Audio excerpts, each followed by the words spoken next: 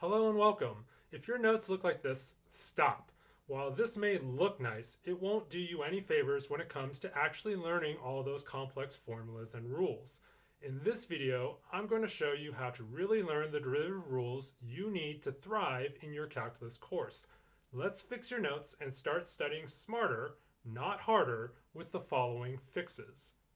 Number one, learn the general form. We're going to stop learning the baby versions of the rules and we're going straight to the chain rule version for everything. Why learn the derivative just the natural log of x when you can learn the derivative the natural log of anything? It covers every single scenario in one go. Second, use words over formulas. You may write that the derivative of the natural log of u is equal to u prime over u, but your brain struggles to remember something like that. Instead, I'm going to teach you to use the words. You're going to say things like the derivative of the natural log, the inside goes to the bottom, and the derivative of the inside goes to the top. In this way, these formulas will stick with you much longer. And third, anchor with key examples. Never write a formula alone. We're going to pair every single rule with 1, 2, or 3 key examples that act as triggers for your memory. By the end of this video, you won't just have a list of formulas, you'll have a toolkit you actually know how to use. Let's dive in. We're going to start with a very simple derivative. That is that the derivative of a constant is always equal to 0. Now, while you will write the formula d dx of c, or the derivative of c is equal to 0, you want to actually say the words, the derivative of a constant is 0. Now, we want to anchor this in our notes with some actual examples. So it's nice to write d dx of c is equal to 0, but I actually want to see how that works with actual numbers. So the derivative of 7 is a constant, so the derivative of a constant is 0. Also, the derivative of negative square root of 2. Negative square root of 2, as complicated as it looks, it's just a constant, so that derivative is also 0. And again, when I see this, I'm going to say to myself, the derivative of a constant is equal to 0. Okay, our second rule is for the derivative of a constant times x. It says the derivative of cx is equal to c. Now again, we're going to remember this in words. The words for this are the derivative of a constant times x is just the constant. Okay, and again, we're going to anchor this with a couple examples. So for example, if we're taking the derivative of just x, the constant in front of that is just 1, so the derivative of 1x is just 1. Whereas the derivative of 5x is just the constant in front of that, 5. Probably the most commonly used rule in all of calculus is the power rule. The formula for the power rule says that the derivative of x to the n is equal to n x to the n minus 1. Now here we're going to use the words, the power comes down as a multiplier, and then subtract 1 to get the new power. All right. Now let's anchor this with a couple key examples. So for example, the derivative of x to the third, x to a power, the power 3 comes down as a multiplier, and then the new power of x is going to be 3 minus 1, or 2. Okay, remember that the power rule is very versatile, so it can also work on things like the derivative of the cube root of x. Okay, the derivative of the cube root of x can be written as a power, x to the 1/3, and then we can use the power rule. The 1/3 comes down as a multiplier, and then we subtract 1 to get the new power. So 1/3 minus 1 is negative 2/3. Okay. It can also be used on very simple fractions. So the derivative of, say, 1 over x squared, this can be rewritten as x to the minus 2. And now we can use a power rule. The negative 2 comes down as a multiplier, and then we subtract 1 from negative 2. Negative 2 minus 1 is negative 3 to get our new power of x. Now, one that you might want to write down as an example is something that's a very common mistake, say the derivative of 3 squared. Now, a lot of people might use the power rule on this, but remember that 3 squared is just a constant, so it's equal to 0. So we want to make sure not to use the power rule when it doesn't apply. All right, our next rule says that the derivative of c times f of x is equal to c times the derivative of f of x. All right, In words or plain English, this just says constants just sit there when you take a derivative. Okay, let's anchor this with a couple examples. So let's say that we're taking the derivative of 5x to the third. Well, the 5 is just a constant, so it just sits there, 5. And then we take the derivative of the function behind it, and we get 3x to the, we subtract 1 from the power, so 3 minus 1 is 2, so x squared. Okay, we can simplify this. 5 times 3 is 15x squared. Okay, now our next one, the derivative of, let's say, 3x squared over 2. Okay, now even that over 2, it's not really a denominator, it's all part of a constant, 3/2, that just sits there. And then we can take the derivative of the function behind it, the derivative of x squared, the 2 comes down, and then we subtract 1 from the power to get a new power of x to the first. Okay, we can multiply those two things. 3/2 times 2 is just 3, and we get 3x. Now what you'll notice in both these examples is that when you take the derivative of, say, 7x to the fourth, okay, combined with the power rule, the power is going to come down and multiply to that constant, and you'll get 7 times 4, or 28x, and then we're going to subtract 1 from the power, so x cubed. All right, our next rule says the derivative of f of x plus or minus g of x is equal to the derivative of f plus or minus the derivative of g. Okay. Now, the way you really want to think about this, or the words you want to say, are derivatives distribute through sums and differences. All right, let's take a look at an anchor problem here. So let's say that we're taking the derivative of x to the 7th minus 4x to the 5th minus 3x plus 12. Okay, what this rule really says is that this derivative can walk through these sums and differences, and we handle them one at a time. So we just start by taking the derivative of x to the 7th. That's just a power rule, so that will be 7x to the 6th. Then we move on to our next term in our sum or difference. The derivative of negative 4x to the 5th. The negative 4 just sits there. The 5 comes down and multiplies, so negative 4 times 5 is negative 20. And then we subtract 1 from that power to get x to the 4th. Then we go on to our next derivative, the derivative of negative 3x. Well, the derivative of constant times x is just the constant, so negative 3. And finally, we move on to our last derivative, the derivative of 12. Well, the derivative of constant is just 0. So you could write plus 0 or not, and we get our final answer. All right, one of the derivatives that you can do with a power rule, but you see so often that you should know it as its own rule, is the derivative of a square root. Now here, I'm going to take the derivative of a general square root. So I'm going to put a u underneath here rather than just a normal x. And this will be general. You can take the square root of anything. And in general, the derivative of a square root will send 2 square roots to the bottom. Now that square root needs something inside of it. And the chain rule says that that inner function doesn't change. So it'll be 2 square roots of u on the bottom. And then the chain rule will tack on a derivative of the inside, and that typically will go on the top. So you'll end up with the derivative of the square root of u is equal to u prime over 2 square roots of u.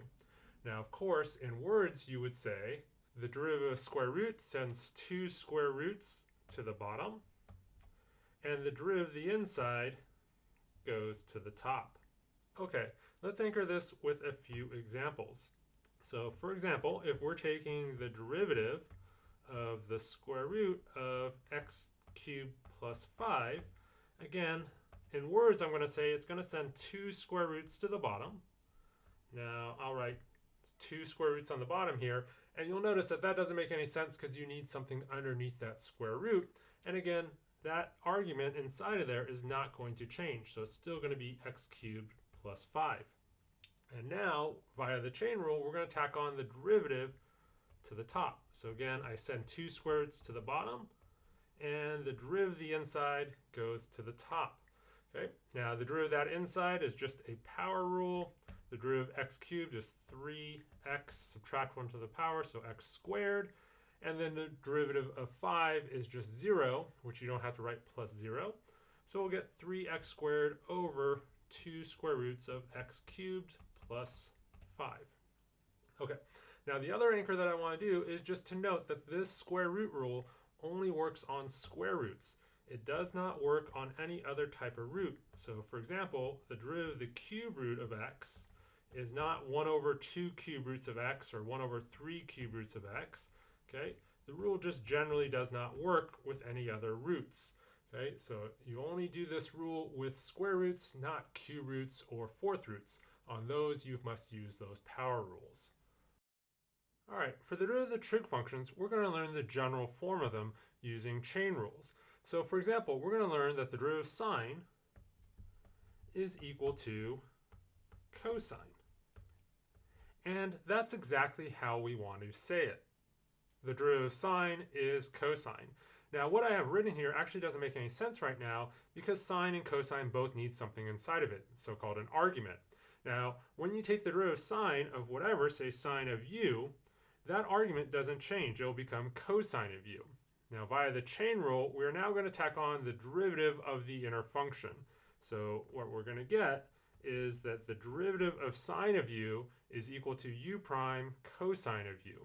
Now, in reality, we just want to use these same words though. The derivative of sine is cosine, and just remember that when we're taking these derivatives, that argument stays inside of it, and we need to tack on our chain as always with the chain rule. All right, so now let's anchor this with a couple examples.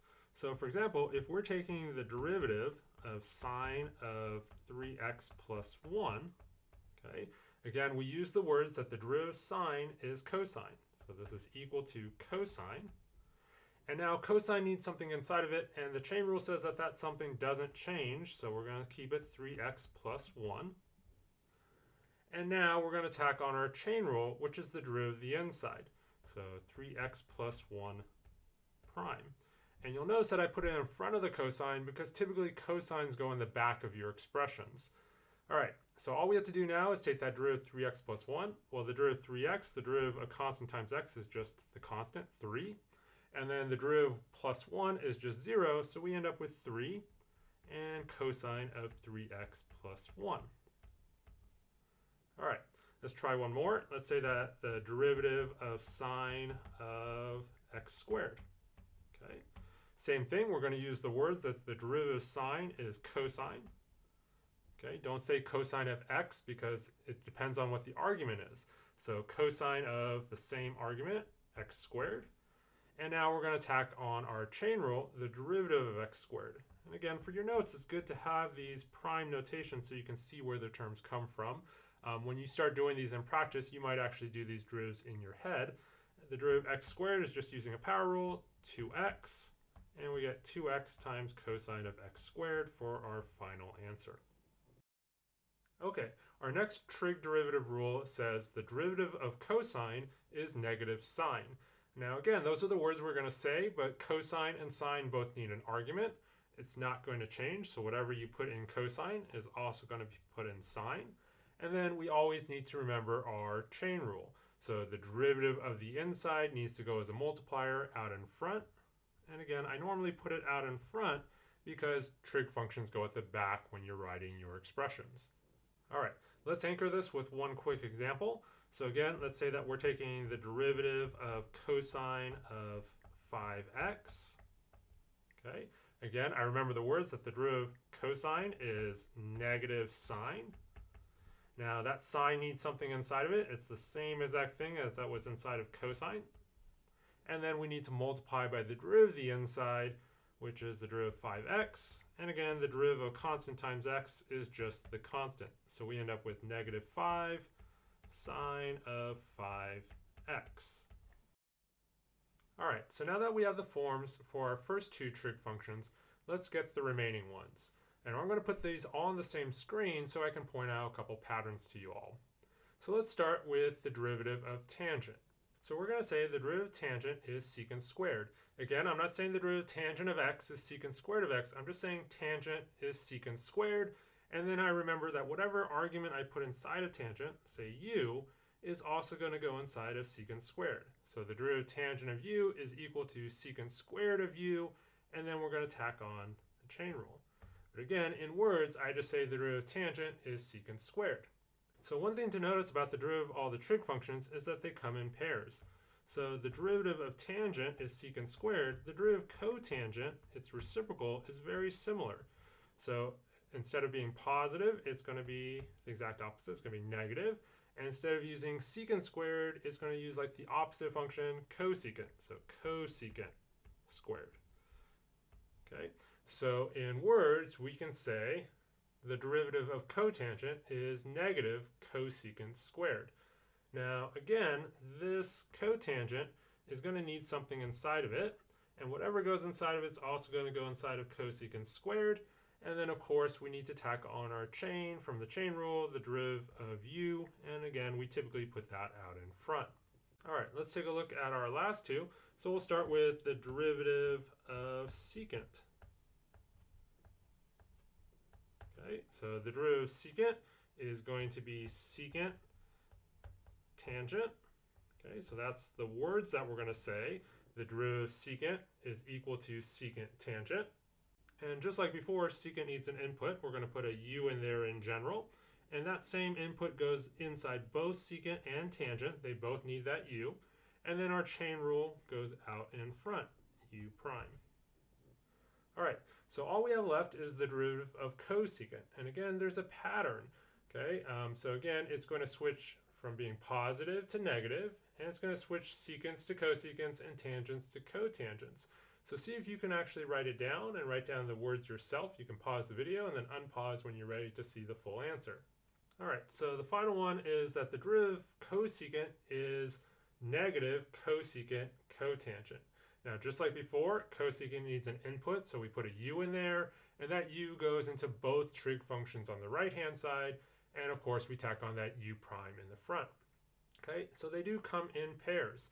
So if you'll notice, the derivative of tangent is secant squared, and the derivative of the reciprocal function, cotangent, is not completely different from it. Instead of using secants, it uses cosecants. So cosecant squareds, and again, instead of being positive, it's negative. Now, in fact, you want to point out that the derivative of all the cofunctions here are negative.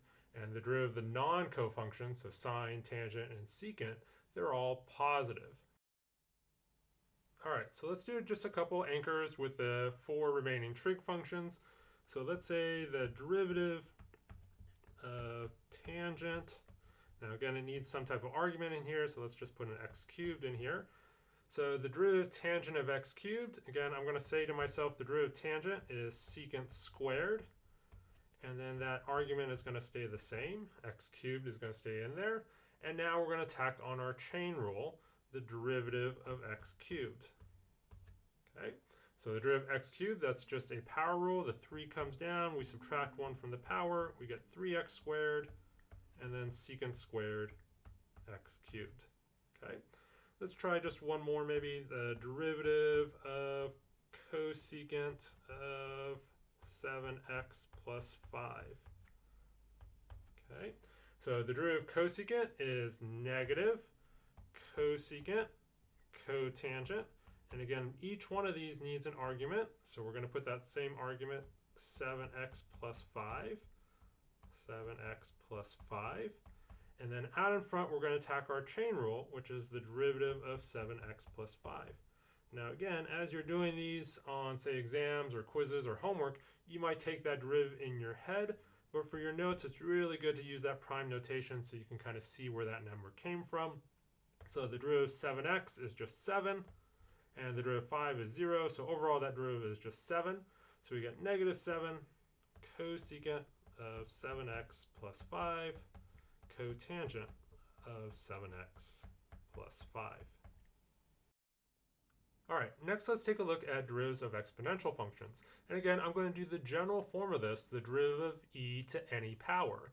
So the derivative of e to the u is just going to be e to the u, and then we're going to tack on our chain rule, u prime, and again, we do typically write that in the front because those multiples typically go before your exponential.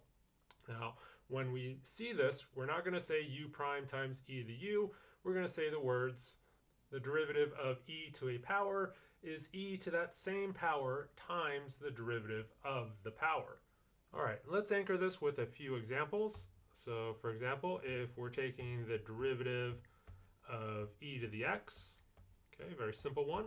Then this is, of course, is that well-known one. This is just e to the x. Okay, so e to the same power times the derivative of the power, where the derivative of x is just 1. So you could write 1 times e to the x, or just e to the x. All right, now let's do one more generally. The derivative e to the 12x is, again, my words are going to be the derivative e to the 12x is e to the same power times the derivative of that power. Now, you may do that derivative in your head, but here I'm going to write it out so we can actually see that the derivative of 12x is 12. We can see where this 12 comes from. Okay. All right, let's try one more. The derivative of e to the x squared. Again, the derivative of e to the power is e to the same power times the derivative of that power. And again, the derivative of that power, x squared prime, is just going to be 2x via a power rule. All right, let's take a look at our general exponential now. So the derivative of a different base to a power, so 2 to the x or 3 to the x, something like that. So in general, the derivative b to the u. Now it's very similar. The derivative b to the u is still b to the u, b to the same power. We're going to tack on our chain, u prime, and then to handle the different base, the big thing we need to remember is that we're going to tack on an extra natural log of your base. Okay, so in this case, the natural log of b. Now, in words, we can say almost the same exact things as we say with the e to the power. Here, we're going to say instead b to the same power times the derivative of the power. And then we're going to tack on an extra natural log of b. Now, really, this last sentence is the most important part because most people remember the derivative of e to the x, and then they have trouble with b to the x. So really, we want to make sure that we highlight this. We could do it with a highlighter, or we could write it in capital letters, or just underline it as I did here. We need to tack on an extra natural log of b to handle this different base. All right, now this has a lot of variables in it, so the anchors are really important when we're switching this base here. So let's look at an example. Let's say we're taking the derivative of 3 to the x.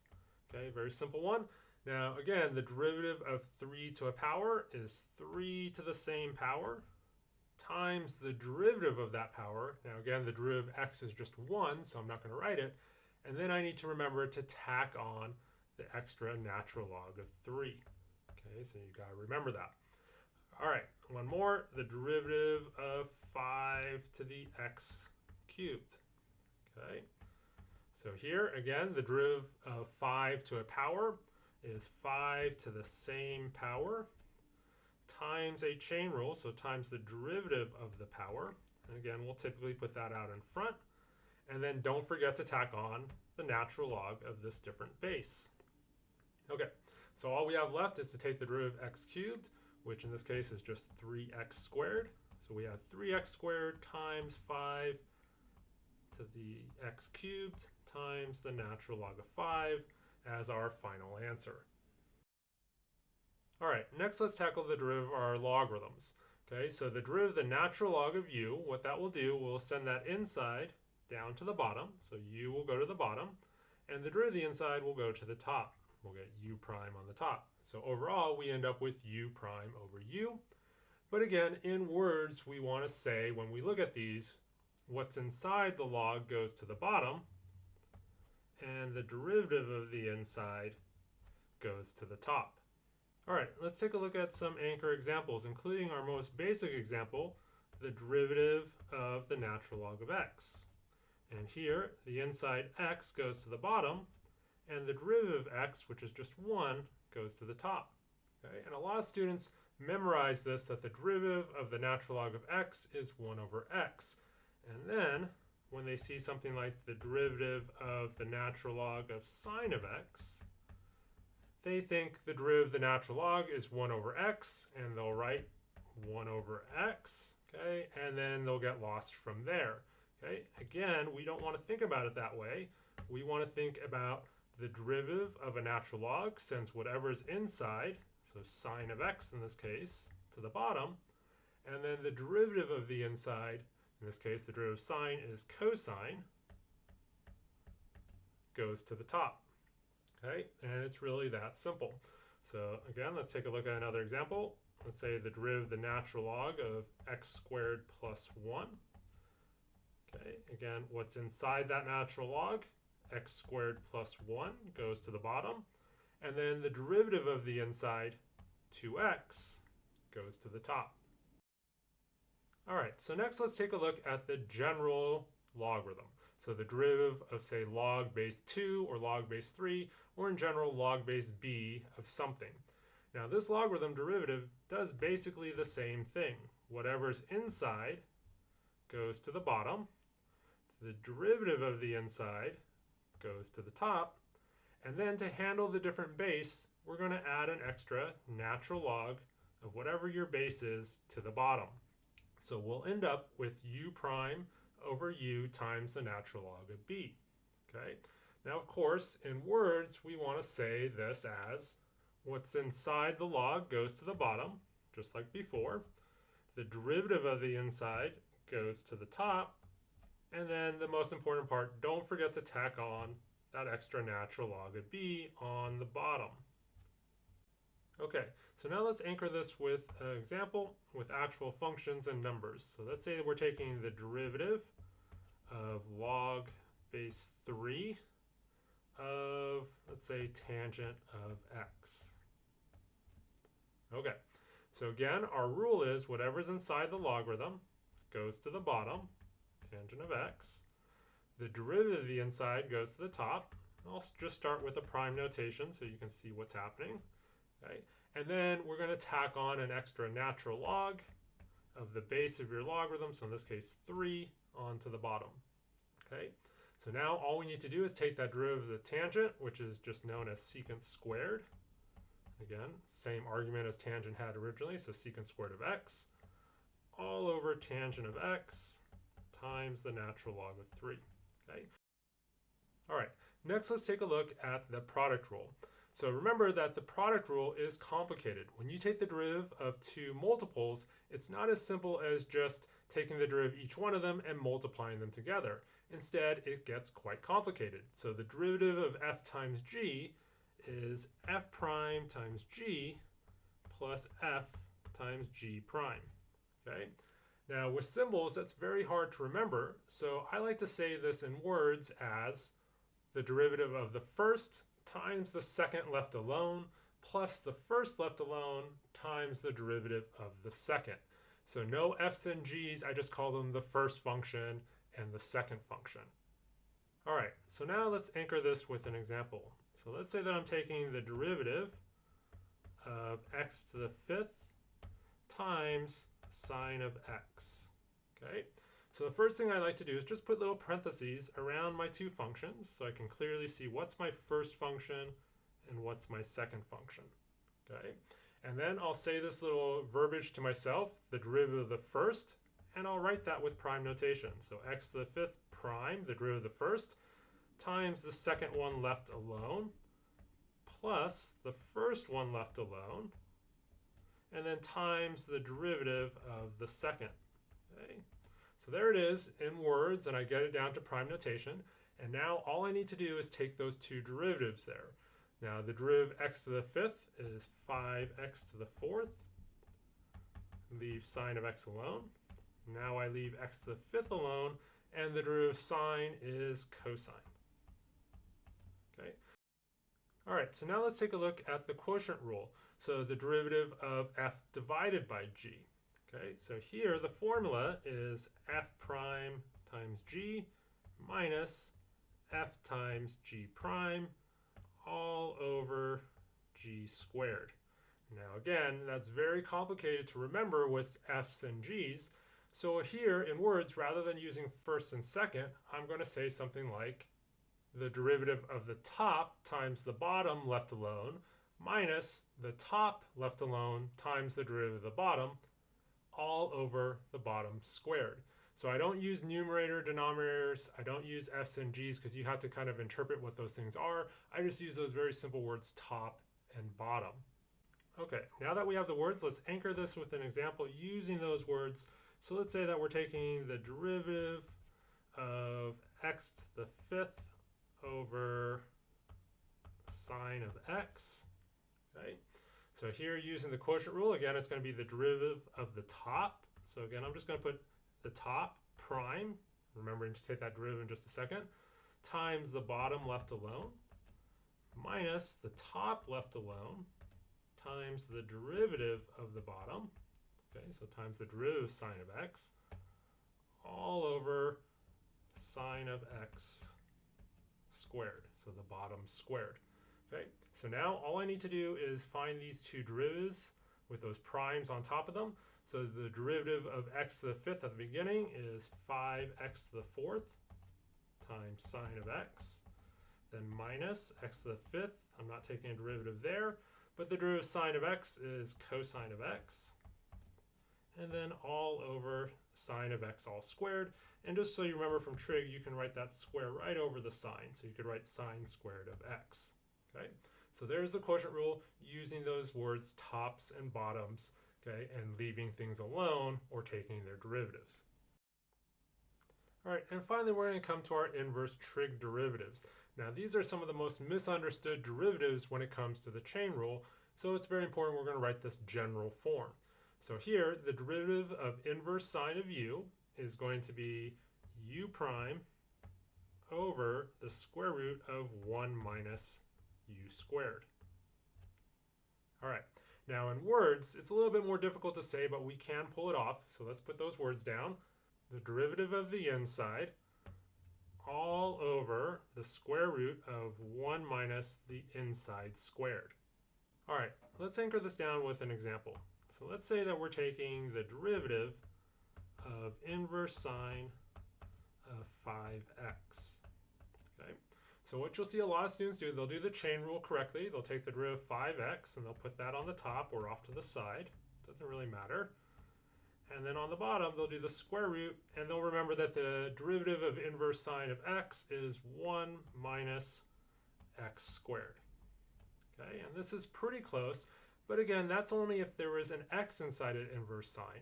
In general, what you want to put down here is whatever's inside of inverse sine squared. Okay. All right, so now all I have to do is take that derivative of the inside, which is just 5 on the top. And if I really wanted to, I could square 5x, and I would get 1 minus 25x squared, all underneath this square root. Okay, now one thing to remember on square roots and simplification, that square root cannot simplify on the bottom. It does not distribute through that subtraction. All right, let's take a look at the derivative of inverse cosine of u. Now this is going to be very, very similar to the derivative of inverse sine. In fact, we're going to use that same mantra from our trig derivatives, that the derivative of all the co-functions here is still going to be negative. So it's going to be negative, and then it's the same exact formula. U prime goes on the top, and the square root of 1 minus u squared goes on the bottom. Okay, so it's pretty much the same words in English. Here we would just say negative of the derivative of the inside all over the root of 1 minus the inside squared. We're just stressing the fact that it's negative. Again, the derivative of all our co-functions are negative. All right, for this one, I'm not going to anchor it with a function because it's so similar to inverse sine. It just has that extra negative in front of it. Instead, let's move on to inverse tangent. All right, so the derivative of inverse tangent, again, is a pretty misunderstood one. A lot of people always just say it's 1 over 1 plus x squared. But again, in general, the derivative of inverse tangent of u is on the bottom, we'll get 1 plus u squared. So whatever's inside that inverse tangent will be squared. And then the derivative of the inside via the chain rule will go to the top. So we'll end up with, in general, u prime over 1 plus u squared. Now, in words, we can say the derivative of the inside all over 1 plus the inside squared. All right, let's anchor this with an example. So let's say that we're taking the derivative of inverse tangent of the square root of x. Now, a very common mistake is students will remember that the derivative inverse tangent is 1 over 1 plus x squared. Now, in reality, it's 1 over 1 plus whatever's inside of inverse tangent squared. Okay? And now we need to tack on our chain rule, and that's where that derivative of the inside on the top comes from. Okay? All right, so now all I need to do is do a little bit of algebra and simplify and take that derivative. So the derivative of a square root sends 2 square roots to the bottom. So we'll get 1 over 2 square roots of x. That's the derivative of the square root. And then the rest is just 1 over 1 plus the square root squared is just going to be x. All right, so now let's take a look at the derivative of inverse cotangent of u. Again, the derivative of all our co-functions are negative, and they're very similar to the non-co-functions. So here we're going to get negative, and then it's pretty much the same. In fact, it's exactly the same formula as we had with inverse tangent. The derivative of the inside goes to the top, and 1 plus the inside squared goes to the bottom. So in words, we're just going to say negative of the derivative of the inside all over 1 plus the inside squared. We're really here, we just want to stress this negative of. Okay? The rest of it is exactly the same as the derivative inverse tangent. Now, because it's so similar, I'm actually not going to do an acre problem for this one. Let's just move on to our last 2 inverse trig functions. All right, let's start with the general form of the derivative of inverse secant. So here, from the chain rule, we're going to get that the derivative of inverse secant of u, the chain will land on the top, so u prime will be on the top. And then on the bottom, we're going to get u times the square root of u squared minus 1. Okay? Now, I'm not going to write this out in words this time, but in general, when you see these u's, you can just read them as the inside. So here we have the derivative of the inside all over the inside times the square root of the inside squared minus 1. Okay, so that way you're not just saying x's and you don't repeat an x going in there. It's just whatever's inside your inverse secant goes in for all those u's. And finally, let's take a look at the derivative of inverse cosecant. And again, we'll do the general form, inverse cosecant of u. In fact, I want you to pause the video and see if you can guess what you think the inverse cosecant's derivative is. All right, I'm hoping that you guessed correctly here that the derivative of all our co-functions is negative. So we're going to get negative of the derivative of the inside all over the inside times the square root of the inside squared minus 1. Okay, now feel free to write those words down if you want to. But again, when I see these things, I'm just going to say the inside everywhere there's a u in that formula as I'm using it. All right, let's anchor this with one last example. So let's say that we're taking the derivative of inverse secant of 5x. All right, so again, what we're going to do is the derivative of the inside is going to go to the top via the chain rule. And again, you'll probably remember that chain. The big thing is remembering that denominator, that bottom here. So again, it's the inside, 5x. Okay, times the square root of the inside squared minus 1. Okay, so we're going to take that derivative of 5x on the top. We'll get 5, and then it'll be all over 5x. And then we could square out that 5x squared. 5x times 5x is 25x squared minus 1. And again, square roots do not distribute through subtractions, so we can't really simplify that root. Alright, now if you liked this video, please take a moment and like it, and then subscribe to my channel so you can get more math reviews in the future.